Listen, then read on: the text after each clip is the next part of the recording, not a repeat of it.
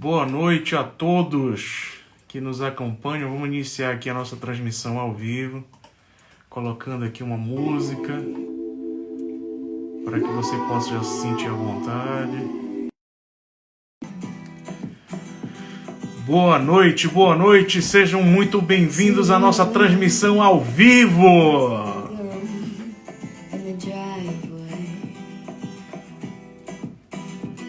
Dentro de alguns minutos nós já vamos estar aqui com a participação do nosso Team Coach, Samir Lobato, e vamos falar sobre a regra 5. Vamos falar sobre a regra 5 do livro As 12 Regras para a Vida, do autor Jordan Peterson, e vai ser um espetáculo, tudo a ver com essa dinâmica, tudo a ver com a realidade em que as pessoas se encontram, debater assuntos do interesse das famílias e poder preparar a vida para que ela flua com uma naturalidade muito maior. Sejam muito bem-vindos, vão participando. Quem for entrando já vai enviando aquele aviãozinho, convidando as pessoas para participarem da live junto conosco, que essa live de hoje promete. Dentro de mais ou menos 1 minuto, 2 minutos, eu vou iniciar aqui, colocar o nosso convidado. Seja bem-vindo, Vitor. Grande abraço, meu amigo. Pamela, seja muito bem-vinda. Vamos enviando os aviãozinhos aí para as pessoas. Samir, já vi que você já está online. Só preparar os testes. Me digam se está tudo ok, se estão conseguindo me ouvir, se o áudio está perfeito. Yuri, seja muito bem-vindo. Paula, seja muito bem-vinda. Já vão apertando no coraçãozinho aí, no avião. Esse tema é muito interessante para hoje. E quando a gente faz isso, a gente consegue fazer com que a nossa audiência seja um pouco maior e o alcance da nossa live seja um pouco maior e as pessoas percebam que está acontecendo alguma coisa de interessante e o Instagram distribua a nossa live de uma forma mais consistente para mais pessoas. Então vai, aperta aí no coraçãozinho, aperta no aviãozinho, salve, seja muito bem-vinda e vamos já começar aqui. Eu já vou chamar o nosso amigo Samir, que já está online, porque o tema é muito vasto hoje, tem muitos assuntos para serem tratados e a gente tem condições aqui de fazer uma live de 1 hora e o Instagram só dá esse tempo para a gente mesmo, então a gente tem que aproveitar o máximo possível o tempo que já vai estar disponibilizado. Então já vou convidar aqui o Samir, já vou baixar um pouco a música. Seja bem-vinda, minha filha Fabiana. Fale, meu amigo. Tá conseguindo me ouvir? Tô. Eu tô te ouvindo muito baixinho, tá de lado a câmera. Não sei se tu consegue mexer aí para ver se consegue ajustar a tua câmera.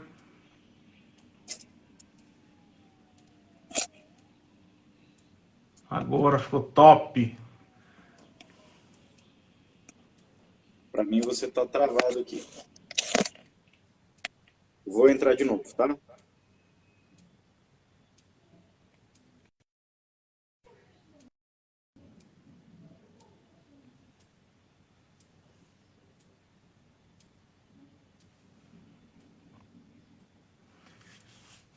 Vamos lá ver se o Samir consegue resolver a questão da câmera dele, para que a gente possa recomeçar aqui a nossa transmissão. Enquanto isso, vamos botar a música, que é o que importa.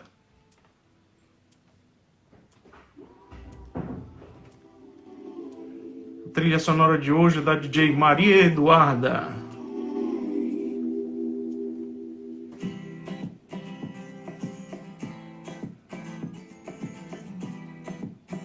Quando tiver ok, Samir, dá um ok aqui para poder te chamar novamente. Sejam bem-vindos, Mariane, seja muito bem-vinda, Maria Luísa, Maria Eduarda. Seja muito bem-vindo, Rodrigo, meu irmão, Hugo, Marcelinho, minha mãe. Enfim, todos sejam muito bem-vindos. Já vamos apertando aqui no coraçãozinho, já vamos apertando no aviãozinho. Vamos fazer com que essa live chegue no maior número de pessoas possíveis. É uma live que tem um tema muito interessante, muito atual. Então a nossa regra 5 é: não deixe os seus filhos fazerem coisas que o levem a não gostar deles. Olha que interessante.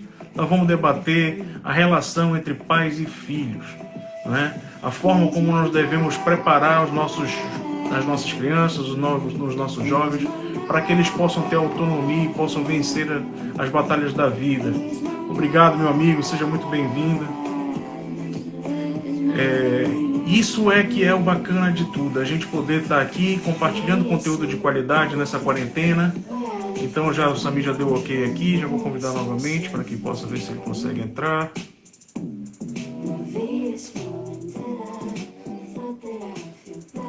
Celine, você também, meu irmão. Grande abraço. Se cuide também, cuidado com essa quarentena aí, cuidado com essa questão desse Covid que não tá fácil para ninguém. Fique em casa. Seja bem-vindo, Renato. Estamos aqui conectando com o Samir para que ele possa entrar e a gente possa iniciar o nosso bate-papo. Samir, que é uma pessoa da minha relação, uma pessoa que já tem muito tempo que não tinha contato de aproximação, um amigo de adolescência, um amigo de juventude, e hoje é um cara aí que está fantástico, desenvolvendo uma atividade muito interessante, e tenho certeza absoluta que vai vir somar conosco nessa live hoje. Basta que o Instagram permita, já está aqui na conexão, e aí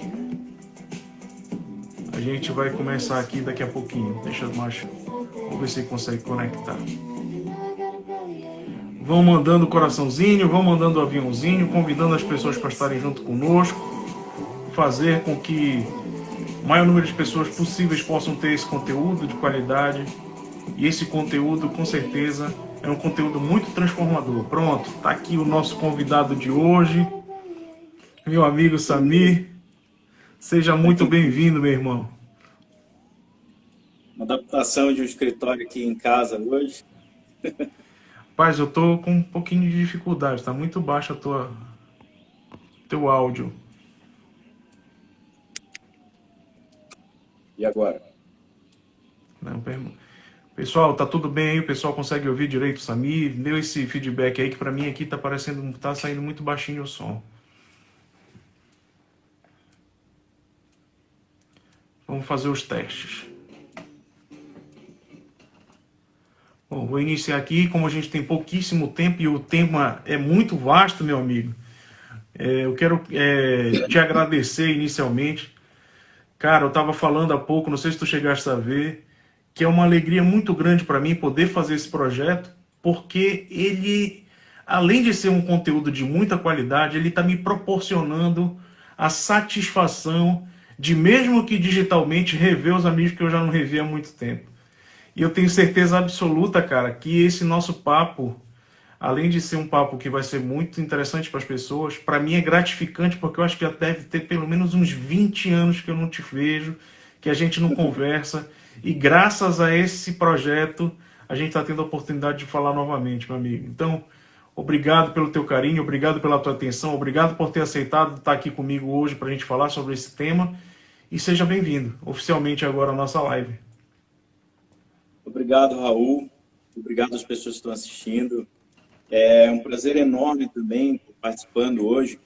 Não só pelo fato de que eu acredito que muitas pessoas que vão assistir vão se beneficiar com isso, né?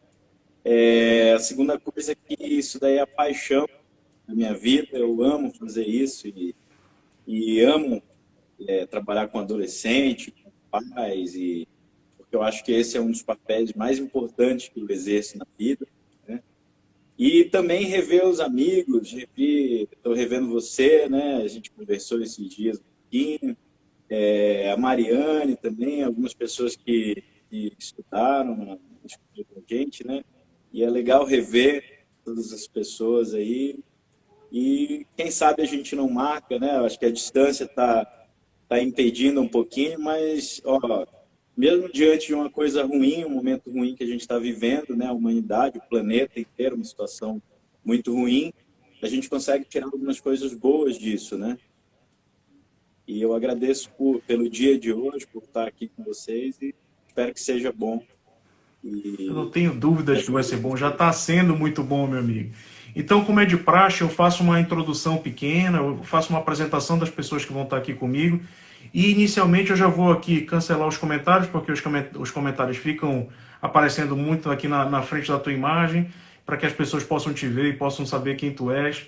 E, em paralelo a isso, eu queria fazer uma apresentação do Samir, não é? Porque o Samir já conheço há muito tempo, mas tem muita gente que está conhecendo agora. Então, o Samir, ele é empresário, o Samir, ele é analista comportamental, team coach e proprietário da Top Team, que é uma empresa de treinamento mental para adolescentes. Então, cara, eu acho que nada mais oportuno de estar conversando contigo sobre esse tema, porque a regra 5, ela é: não deixe os seus filhos fazerem coisas que o levem a não gostar deles, não é? Então nós vamos falar sobre a verdade, sobre o que é certo e o que é errado, sobre a questão da ignorância, sobre a questão da dicotomia do pai ser pai ou amigo, não é? O que é mais importante, ser pai ou ser amigo, não é? A construção da relação, a questão da disciplina e do castigo, a questão das diretrizes, dos princípios que precisam serem seguidos para a construção de uma boa relação. Enfim, o objetivo aqui é fazer com que a nossa criança e nossos adolescentes sejam pessoas boas e responsáveis para o futuro. Então, dito isso, eu queria que você fizesse as suas considerações iniciais, meu amigo. Esteja à vontade. Tudo que você falou, eu vejo sim, esse tema bastante interessante. Primeiro, parabéns pelo livro que você escolheu. Eu não tinha tido a oportunidade de conhecer o Jordan Peterson, né? E através desse contato agora que você me proporcionou, vi sim que livro. E é uma das coisas que eu defendo muito assim e que eu ensino na Top Team, a gente bate muito em cima disso, é justamente esse posicionamento, né? Que muitas vezes a gente não tem, e eu vi que esse cara aí, ele é muito conhecido, né? Fora do Brasil, aqui ainda não é muito conhecido, mas achei super interessante o livro, achei super interessante, já também encomendei o outro dele, o outro livro lá, que é o Minds, esqueci o nome agora, e acho que vai ser super interessante esse tema.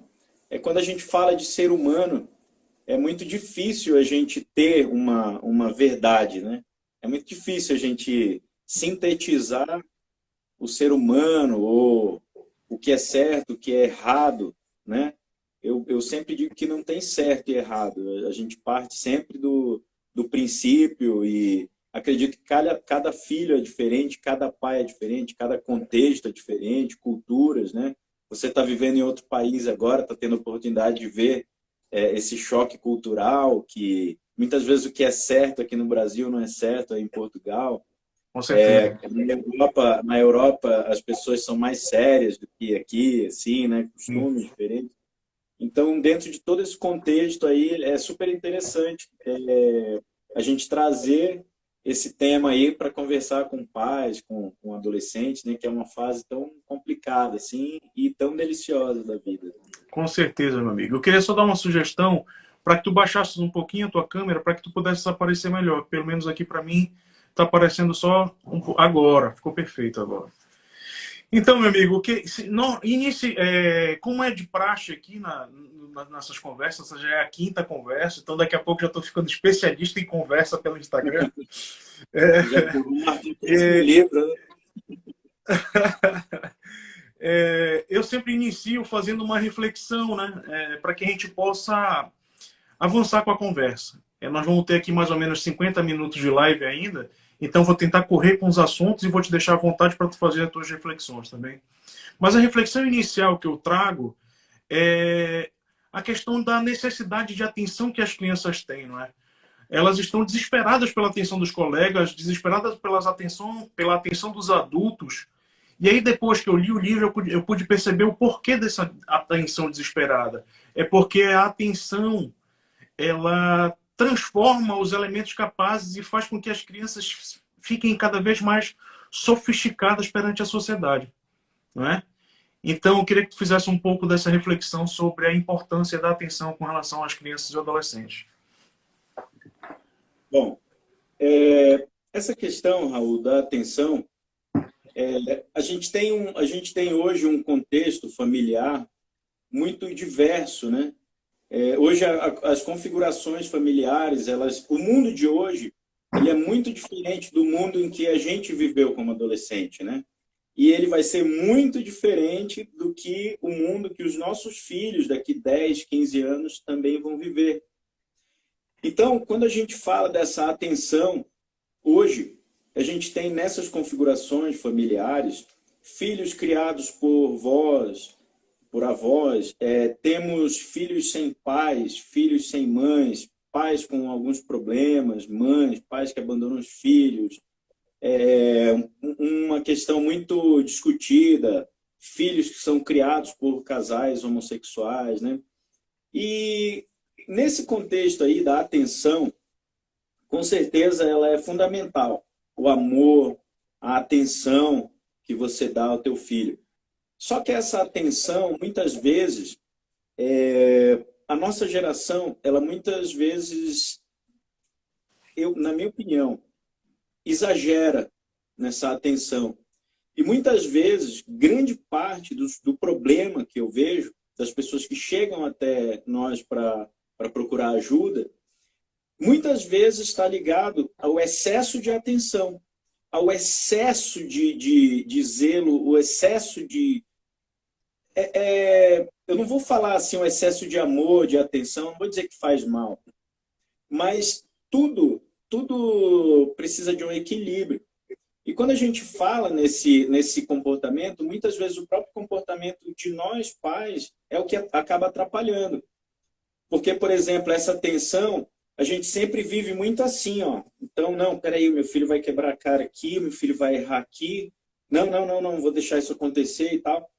E esse excesso de atenção, que muitas vezes a gente, por amor, acaba dando para esse jovem, para essa criança, ele muitas vezes é o que se torna o problema, né? Porque os erros, as dificuldades... Raul, se eu perguntar para você hoje, a maneira como você, os critérios que você tem para tomar uma decisão,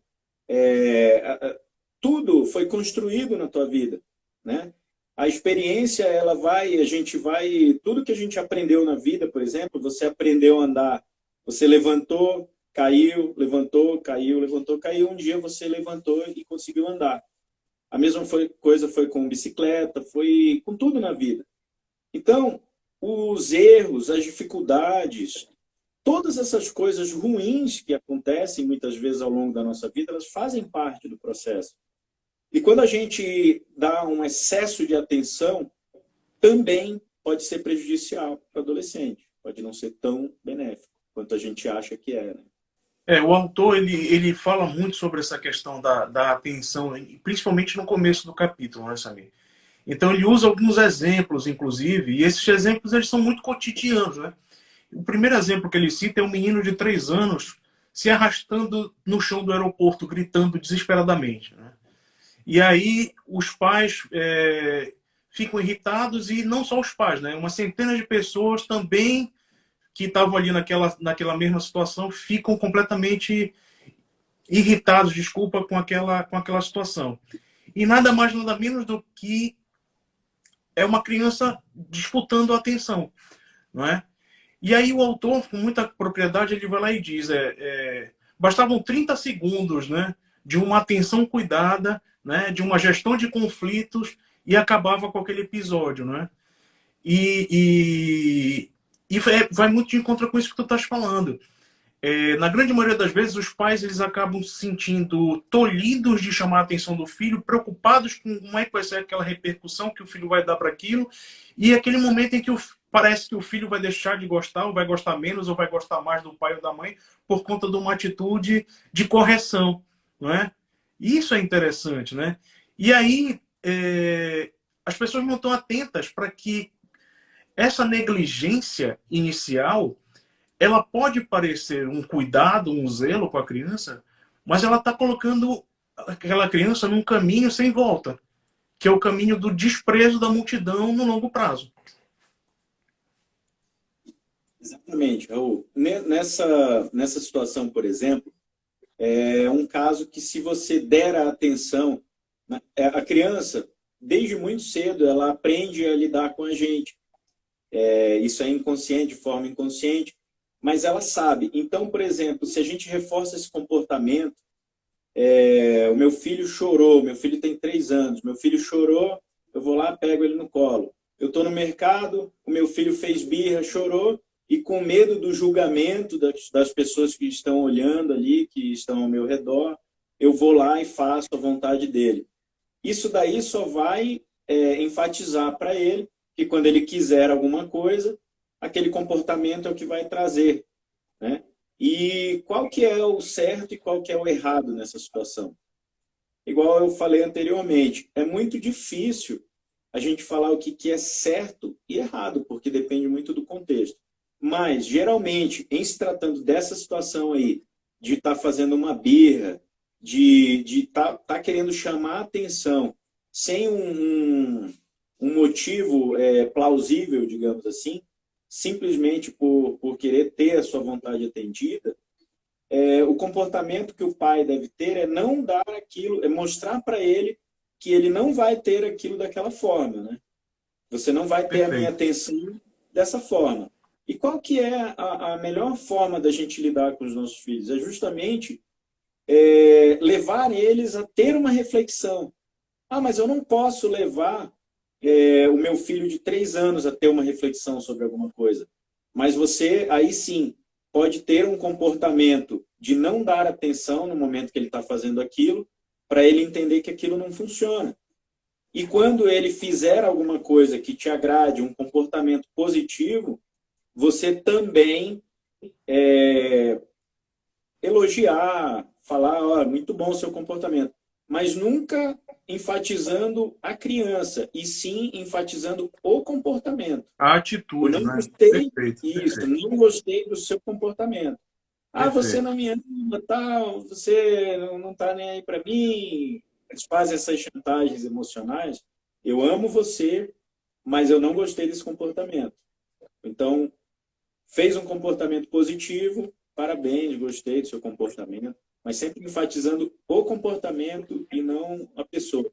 E os nossos filhos sabem que nós os amamos. Então, é uma besteira a gente ter que achar que a gente tem que estar provando para o filho que ama ou que não ama.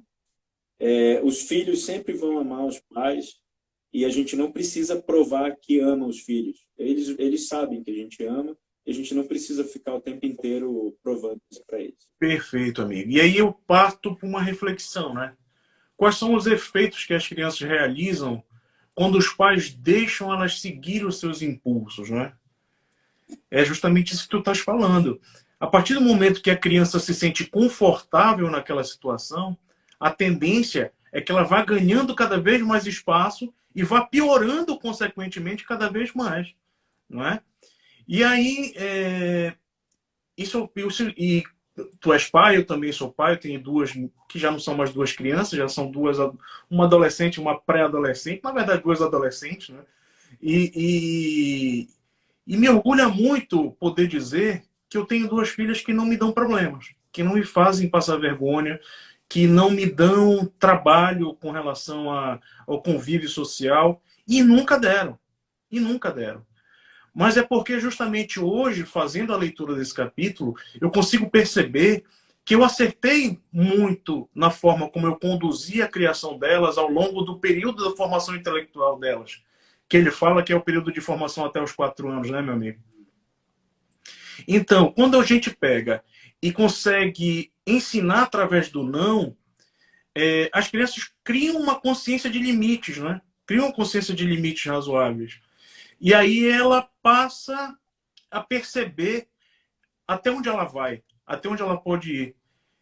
E evita uma situação que é em consequência disso, que é aquela situação dos pais ficarem envergonhados, né?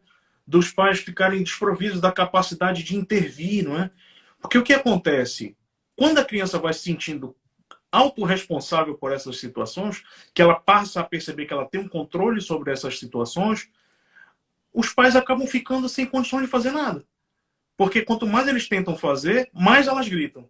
mais elas se fazem birra, mais intensificam aquela situação, e o pai, no sentido de não passar mais vergonha, acaba se omitindo, né? Acaba tentando passar adiante, empurrando aquela poeira para debaixo do tapete, só que vai chegar um momento que o tapete não vai ter mais condição de estar ali, porque vai ser um absurdo a quantidade de sujeira que vai estar embaixo, né, irmão? E principalmente pensando a longo prazo, né? O que você vai estar gerando no teu filho, né?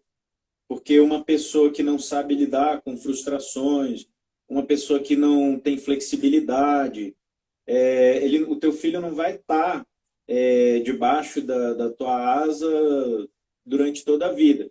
Então, quando ele começar a sair, quando ele começar a ter contato com outras crianças, com outros adolescentes, ele vai começar a se deparar com todo tipo de situação. Vai conhecer todo tipo de pessoas e tudo mais, inclusive no trabalho, na escola. E daí, essa atenção, ela já vai ter um outro foco, né? Quando a gente já está na escola, já é adolescente ou pré-adolescente, essa atenção ela já começa a ir para o lado de você se inserir em algum grupo, você ser aceito por algum grupo. E daí, quando lá na raiz do problema, né, quando era criança, você não ensinou limites para o teu filho, flexibilidade, essa questão da inteligência emocional, não de você controlar as emoções, que é impossível controlar as emoções, né? As emoções elas chegam e acontecem simplesmente, mas você pode controlar a sua reação diante das coisas, né? E quando você cria uma criança que não sabe lidar com esse tipo de problema, que não tem limites e tudo mais, ela vai pagar um preço muito alto lá na frente, quando ela tiver que lidar com as situações da vida e você não estiver por perto, né? E ele faz uma relação interessante com relação a isso que tu acabaste de falar, não é? Ele tem um capítulo que ele fala que toda gente odeia aritmética. Eu não sei como é que é essa transcrição em português do Brasil, mas como o livro é em português daqui, ele diz assim, toda gente odeia aritmética, que ele faz justamente uma alusão de que quanto mais você procrastina uma tomada de decisão, de organização com relação a uma criança, aquilo vai ganhando uma projeção cada vez mais avolumada, não é? E faz com que os problemas aconteçam de forma mais consistentes, mais intensos e cada vez mais difíceis de serem controlados, não é? Ele cita um exemplo lá que eu achei interessante, que ele fala o seguinte, que um dos pacientes dele tinha um filho que tinha um problema que levava 45 minutos para dormir todos os dias. Aí ele faz uma conta, né? Fazendo a alusão à questão da aritmética. 45 minutos por dia para dormir, vezes uma semana, vezes um mês, vezes 12 meses. Ou seja, num ano, o filho consome 1 mês e meio de trabalho por ano do pai, tirando esses 45 dias, tirando esses 45 minutos, né? E aí ele fala, independente das nossas boas intenções, por mais doce e tolerante que nós sejamos, não tem como manter uma boa relação, né, com uma pessoa após tanto tempo de conflito, não é? E isso é o que faz com que as relações acabem sendo tóxicas, não é? Entre a relação de pai e filho. O pai vai procrastinando, procrastinando, o filho vai aumentando aquela intensidade, daqui a pouco não tem condição de resolver o problema, e aí acaba o limite da relação. Isso é muito complicado. Justamente. Muitas vezes, o que acontece? Essa fase inicial é tão importante quanto todas as outras fases da vida.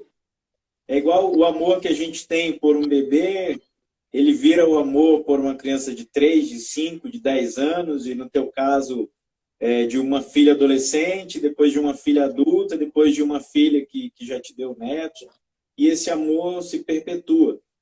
Agora, essa construção, por mais tudo na vida que vale a pena, tem um preço a ser pago, né? Então, justamente esses nãos que a gente dá, essas coisas que às vezes a gente... vou dar um exemplo meu. Eu tinha um escritório lá no Paraguai. Então, de 10 em 10 dias, quando eu morava em Londrina, de 10 em 10 dias eu estava lá resolvendo alguma coisa. E todas as vezes que eu voltava, eu acabava trazendo um presente para minha filha e para o meu filho, né? E isso foi virando um costume. E uma vez eu peguei e a minha esposa falou, a gente tinha comprado um presente caro para ela, e a minha esposa falou, não, eles não dão muita importância, vamos tentar comprar vários presentes baratos aí. E eu trouxe 6 presentes para minha filha. E daí eu cheguei, ela ficou toda feliz e começou a abrir o primeiro, abrir o segundo, obrigado, papai, tal, abriu o sexto. E ela virou para mim e falou, acabou? E aquilo ali me, e aquilo ali me assustou, realmente. Eu pensei assim, nossa, eu tô fazendo uma coisa totalmente errada. Que isso?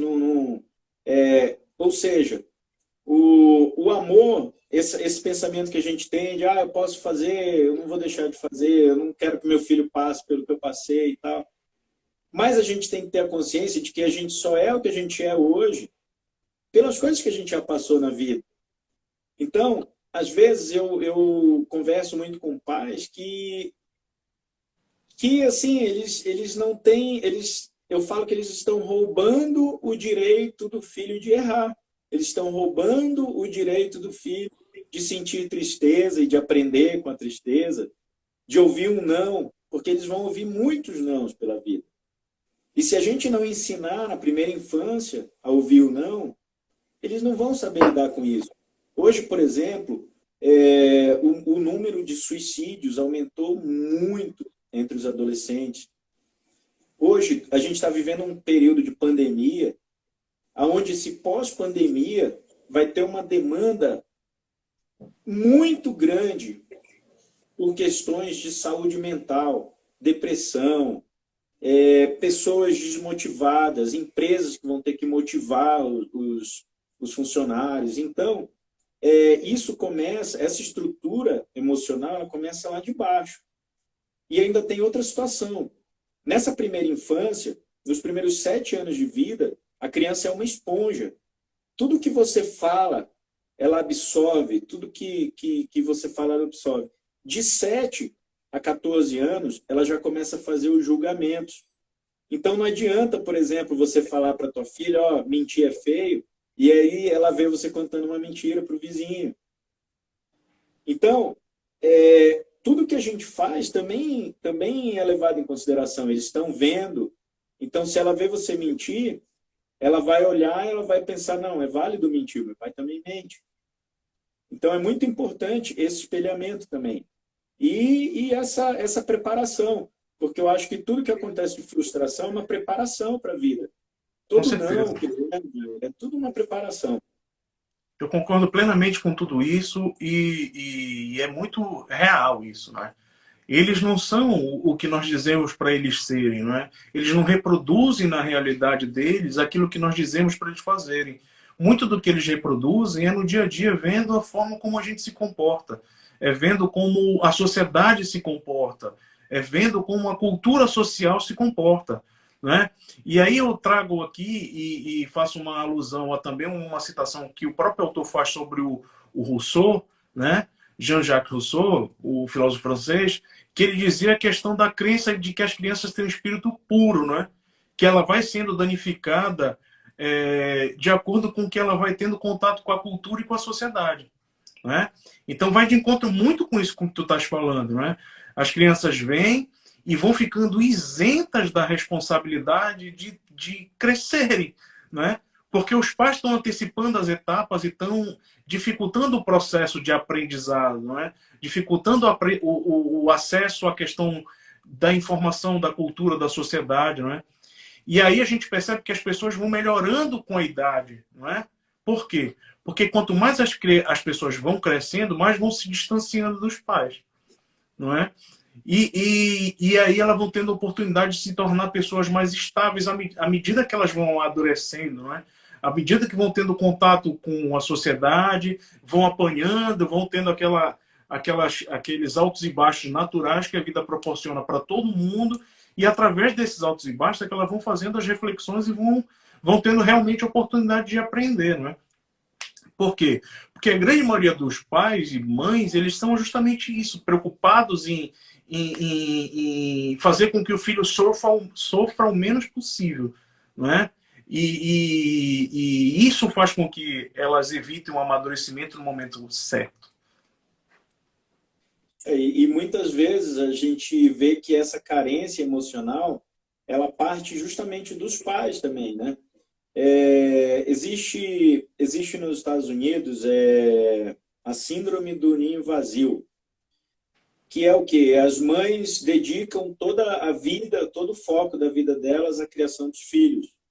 E depois os filhos crescem e vão ter suas próprias vidas, casam, saem de casa, vão fazer faculdade, e ela entra em depressão por causa dessa carência aí, essa dependência que ela criou em cima do filho. Então, eu acho que um dos pontos chaves aqui, assim, que a gente aborda, e eu abordo muito isso na Top Team, é justamente, assim, Raul, hoje, a gente trabalha lá na Top Team 12 competências, né? Dividida em 4 colunas base, que são autoconhecimento, que é o começo de tudo, desenvolvimento pessoal, inteligência emocional e orientação vocacional. Então, por exemplo, essa base que a gente cria nas crianças, a gente tem que incentivar flexibilidade. Por quê? Porque hoje, por exemplo, a gente tem a tendência de tendenciar o que a gente acha certo para os nossos filhos. Por que acontece isso? Porque a gente quer o melhor para eles. Mas se eu perguntar para você, Raul, o que é o melhor para tua filha, você vai ter uma percepção de melhor da época que você era adolescente, do teu mundo. Então, por que a gente começa pelo autoconhecimento? Eu uso muito a questão do Uber. Eu tento, como a gente trabalha com adolescente, a gente tem que usar a linguagem deles. E eu uso muito o exemplo do Uber. Quando você pede um Uber, quais são as 2 perguntas que são feitas para você?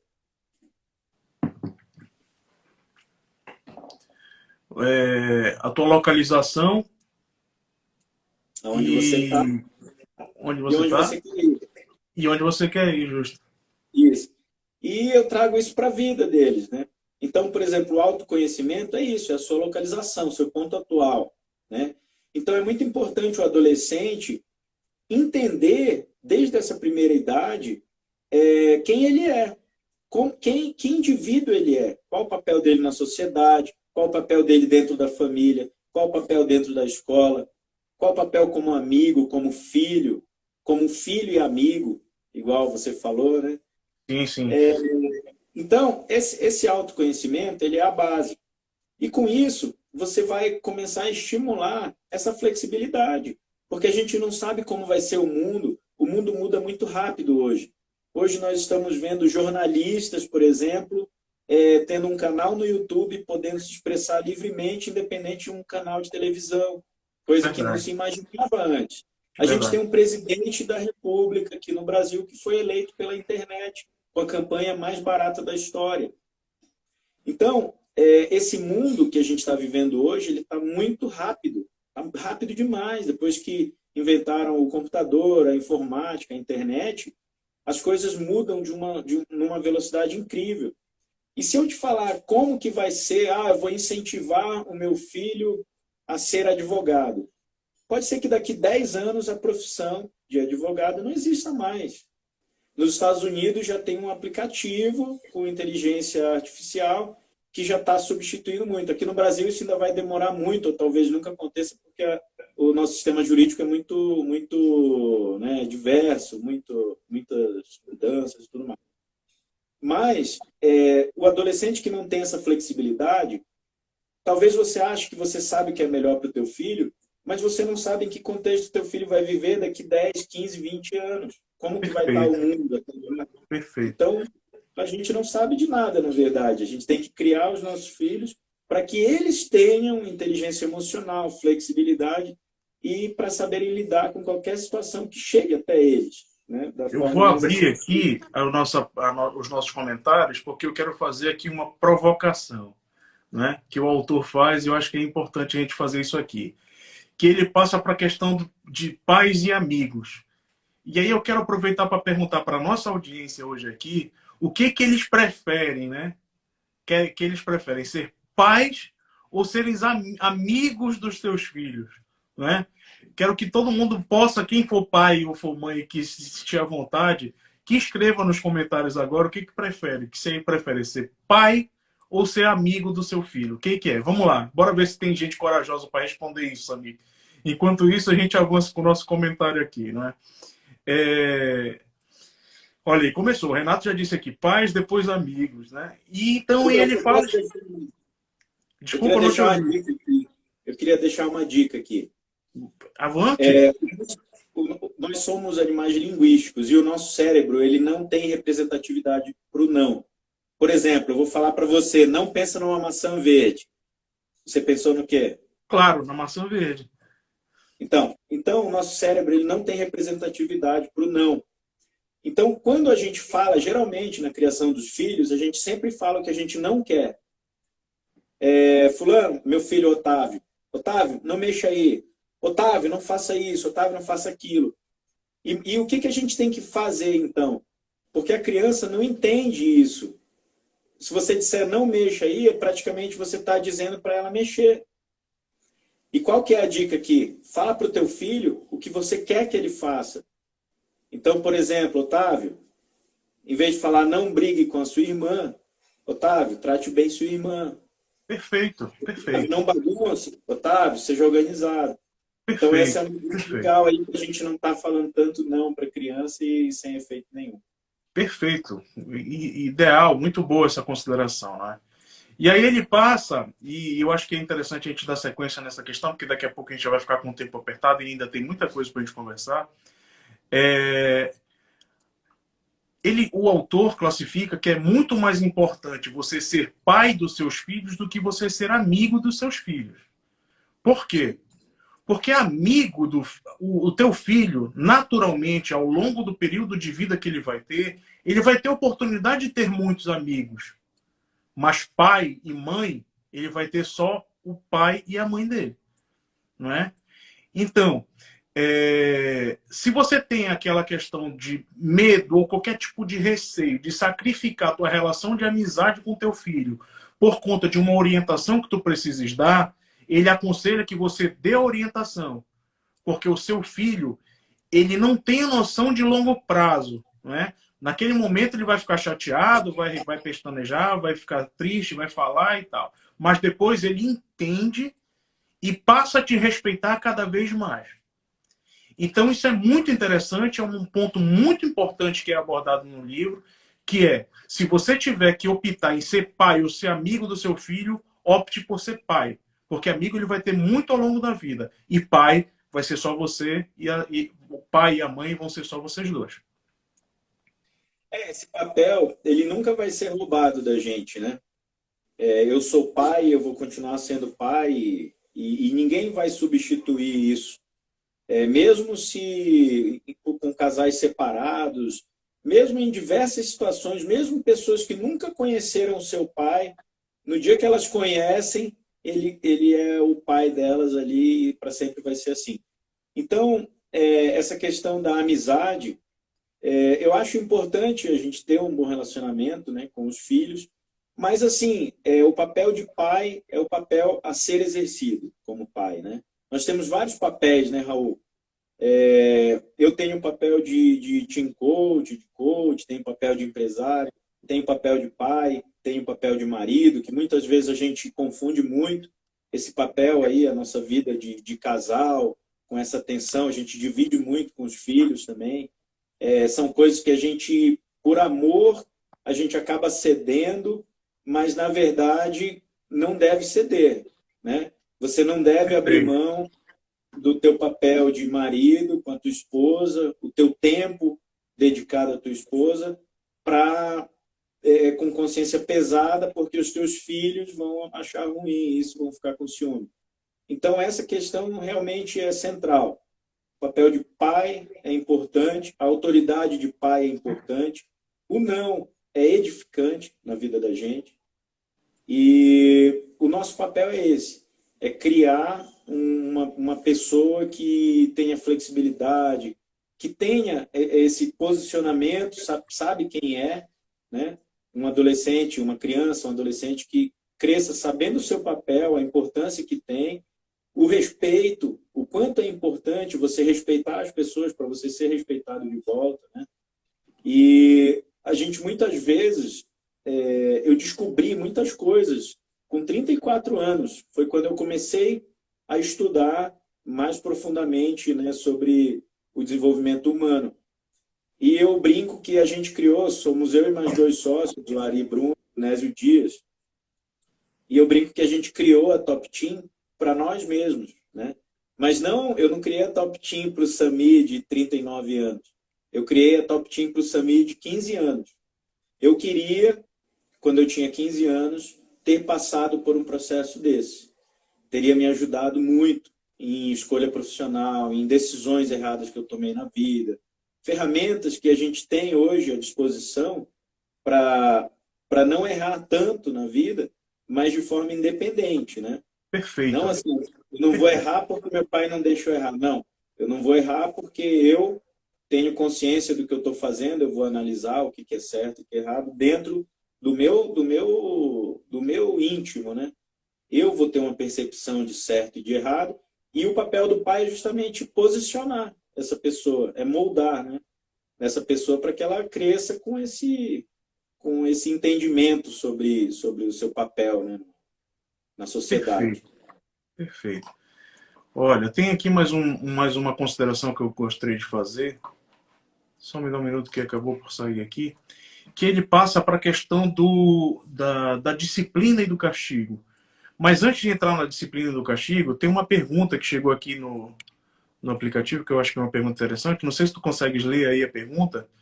E ele diz assim: como vocês acreditam que o preparo na infância reflete nesta criança ao ser inserida no mercado de trabalho? Totalmente. O mercado de trabalho, ele só vai ser um reflexo de tudo. Muitas vezes a gente pega, eu sou comunicativo, né? Eu sou comunicador no linguajar do perfil comportamental, eu sou comunicador, já deu para perceber que eu falo muito, né? Se não seguir aqui os assuntos que a gente tem que falar, eu fico falando a noite inteira. E muitas vezes a gente quer que o nosso filho desenvolva algumas habilidades que ele não tem. Então, por exemplo, eu posso ter um filho que é introvertido. E é importante esse papel do autoconhecimento para eu entender o meu filho, para ele se entender e para a gente se respeitar. Cada pessoa tem que ser tratada da forma que ela merece. Então, se o meu filho não tem essa natureza comunicativa, eu tenho que respeitar isso. Agora, no mercado de trabalho, como que isso vai refletir? Justamente, o mercado de trabalho... tem uma frase que eu gosto muito do Laí Ribeiro, que ele fala que na vida não existem prêmios e nem castigos, apenas recompensas, alguma coisa assim. Eu não estou lembrando exatamente como que é a frase agora. Mas, assim, são resultados. Então, por exemplo, se você cria um filho mimado, um filho que não sabe lidar com não, um filho que não respeita as pessoas, que não teve limites, né? E no trabalho ele só vai ser um reflexo disso. Então, se ele for... Muitas vezes a pessoa é contratada pelo currículo. Então, o teu filho fez faculdade, o teu filho tem MBA, tem pós-graduação, tem PhD, e ele é contratado. Mas, de repente, ele é colocado num cargo legal que ele almejou a vida inteira, só que ele não tem aquela inteligência emocional para liderar as pessoas. Ele não sabe lidar com as pessoas, ele não sabe respeitar, ele não sabe motivar, e aí ele vai ser demitido pelo comportamento. Então, ele é contratado pelo currículo, demitido por comportamento. Perfeito. Então, todas as habilidades são importantes. E a questão no trabalho, ela só vai ser um reflexo da preparação que você fez na vida dele. Desde criança até o dia em que ele for admitido no trabalho. porque ele vai refletir exatamente o que ele é. E quando a gente reflete o que a gente é, muitas vezes a gente é aceito num grupo ou numa empresa ou não, né? Perfeito. E aí ele passa para a questão dos princípios, né? Ele diz assim que precisam ser cumpridos 5 princípios para que você possa ter uma formação adequada para os seus filhos, né? E ele fala assim: o primeiro é limitar as regras, não é? Você precisa estabelecer qual é o limite até onde seu filho pode ir enfim, né? E aí, ele até faz uma série de considerações interessantes que ele diz assim: não morda, não dê pontapé, não bata em ninguém, né? Porque isso pode acabar em prisão. Aí ele faz uma consideração interessante, né? Aí, coma de maneira civilizada, aprenda a partilhar, aprenda a dividir as coisas, preste atenção quando você for quando as pessoas estiverem falando contigo, vá dormir no horário certo, de hora apropriada, cuida dos teus pertences, seja uma boa companhia, e aí faz uma série de considerações, né? E ele diz assim: uma criança que conhece essas regras sempre será bem-vinda em todos os lugares por onde ela passar. Não é? Aí ele aprofunda. Desculpa, pode falar. Não, pode continuar. Aí ele aprofunda, não é? Ele vai e diz assim: o segundo princípio é você estabelecer uma força mínima necessária, não é? Aí ele vai. O problema é que essa força mínima necessária, de acordo com o psicólogo, que é renomado e tal, ele diz lá o seguinte, né? Que é uma força estabelecida no caráter experimental, né? Porque cada situação, cada criança reage a uma situação. Tem crianças que você basta olhar, ela já está feito. Tem crianças que você vai lá, tem que olhar e tem que ser ríspido, tem que falar de forma mais grosseira. Tem outras crianças que você precisa pegar lá e dar um piparote, como ele diz, né? Uma palmadinha, não é? Daquela palmada para poder botar em ordem o transgressor, não é? Que ele fala no livro. Não é? E tem outros que só com uma abordagem verbal, uma boa conversa já resolve. Então, esse estabelecimento da força mínima, ela vai de acordo com a experimentação do contato com seu filho, né? E aí ele vai para o terceiro princípio, que é: os pais devem funcionar como pares. Ou seja, o pai e a mãe atuando de forma responsável e um não desautorizando o outro, não é? Andando sempre em conformidade. E aí ele aprofunda ainda um pouco mais, com mais 2 outros princípios, que é reconhecer as suas capacidades para ser duro, né? Não aceitar ser dominado, no sentido de ser duro, é não aceitar ser dominado, não é? Porque senão essa vingança que ele diz pode se chegar, né? Cedo ou tarde ela vai vir, não é? E pode ser que venha de uma forma grosseira, ríspida e inesperada, não é? E o quinto princípio é que os pais devem agir como representantes dos filhos, né? No sentido de tornar os filhos socialmente desejáveis, proporcionar autoestima e confiança para que eles possam seguir a vida de uma forma mais tranquila e perfeita, dentro daquela realidade em que ele está inserido. Perfeito. É exatamente isso. Como eu estava falando, essa questão do autoconhecimento, ela é uma questão que tem que ser trabalhada desde sempre. E as mães e as mulheres, em geral, elas têm mais facilidade com isso, porque elas conhecem mais as crianças. Elas passam os primeiros 2 anos, praticamente, da vida lendo o que a criança pensa, né? Lendo os olhos, os comportamentos, e elas têm uma interação mais até natural com isso. E esse autoconhecimento, ele é tão importante para a gente conhecer realmente o nosso filho, mas não conhecer assim de uma forma superficial, mas conhecer de verdade. O que magoa o meu filho? Por exemplo, eu tenho um casal de filhos, a Lavínia e o Otávio, que são totalmente diferentes. Então, o Otávio já é aquele moleque sem limites, assim, sabe? Que a gente tem que falar 2, 3 vezes, tem que ser mais duro.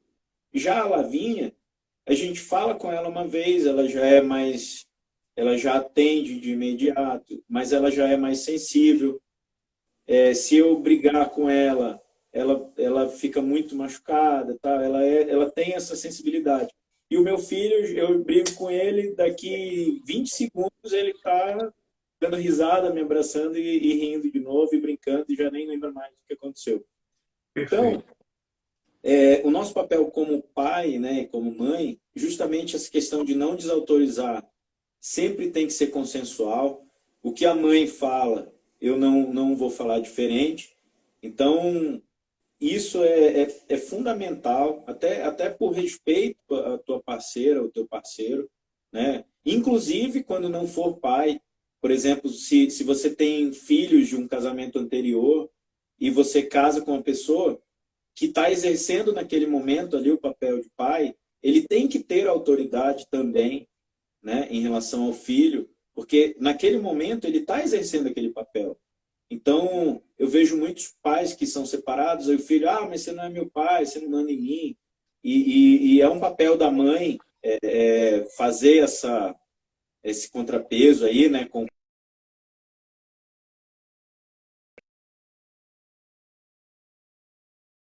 É super importante a gente conhecer dos nossos filhos para a gente poder aprender a lidar com eles, né? Como que eles aprendem, como que eles reagem, como que eles são, o que magoa, o que deixa feliz, como que motiva. Essa questão da motivação é super importante, porque isso na verdade, é um termômetro de muitas coisas, a gente saber motivar o nosso filho, né? Essa questão da gente dar a sensação para eles de autoeficácia, sempre a sensação de que, eu consigo, né? Você criar o teu filho com essa força interior de enfrentar desafios, você sempre colocar desafios na mão dele, que não sejam tão altos, assim, tão grandes, que ele fique tão frustrado em não conseguir, né? Essa Perfeito. sensação de autoeficácia, ela sempre vai renovando a motivação, é bem bacana, assim. E é isso, é você conhecendo e ele se conhecendo, vocês fazendo esse trabalho juntos, né? A escola, os pais, a gente consegue mapear ali o que aquela criança precisa, o que ela entende, os valores ali, e a gente ir criando uma pessoa forte, assim, emocionalmente, né? Uma pessoa Meu amigo, posicionada. nós já temos 55 minutos de live. Então, provavelmente, daqui a pouco, o Instagram vai começar a informar aqui que já está acabando o tempo. Então, nós vamos encaminhar aqui para o final já e vamos tentar finalizar. Eu vou liberar aqui os comentários para as pessoas ficarem à vontade para falar e fazer as suas considerações. Não é? E aí, finalizando, Samir, eu acredito que a criança boa e o pai responsável é aquele que mostra boa educação, né? E o envolvimento com os outros.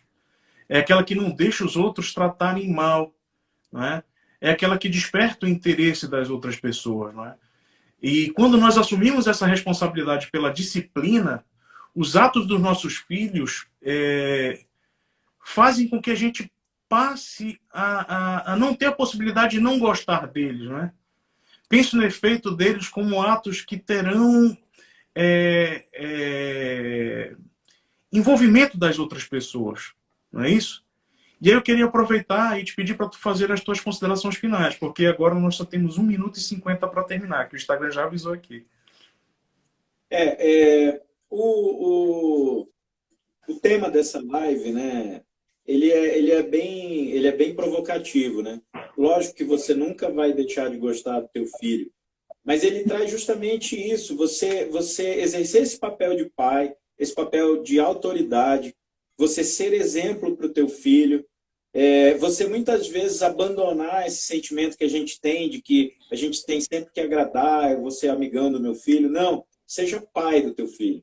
Simplesmente isso. Se você for pai do teu filho, você exercer a autoridade de pai, você vai ter o resultado que você quer lá no futuro. Então, o teu filho, daqui 10, 15, 20 anos, ele vai se espelhar no que você é.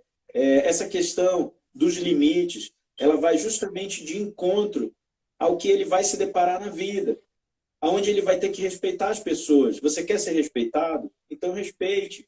Você gosta de... Quando meu filho briga com a minha filha, ele bate, às vezes, nela. Você gosta de apanhar? Não. Então, não bata. Não bata. Se você não gosta de apanhar, não bata. Da mesma Meu forma, amigo, você quer ser respeitado, respeite. eu vou ter que lhe cortar porque realmente vai acabar o nosso tempo. Eu queria lhe agradecer imensamente por você, por esse carinho todo e essa contribuição excelente. Nós fizemos uma live ótima.